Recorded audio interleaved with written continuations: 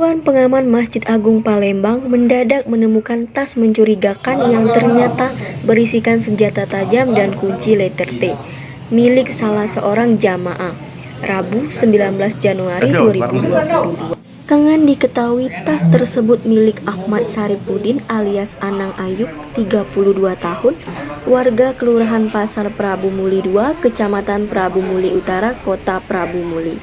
Pelak, penemuan tas mencurigakan itu akhirnya berbuntut panjang. Syarifuddin diamankan Opsnal Unit Pidum dan Tekap 134 Satreskrim Polrestabes Palembang, Rabu 19 Januari 2022 sekitar pukul 20.00 waktu Indonesia bagian Barat, usai sholat isya di Masjid Agung Palembang.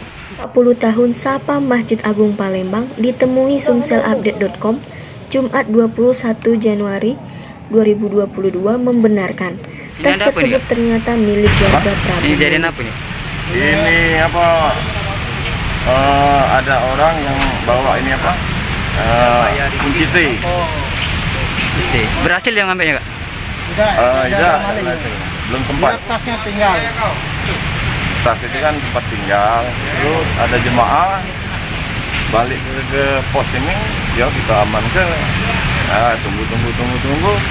Ada yang nyari, rupanya Denny tadi, pelaku ini tadi yang nyari.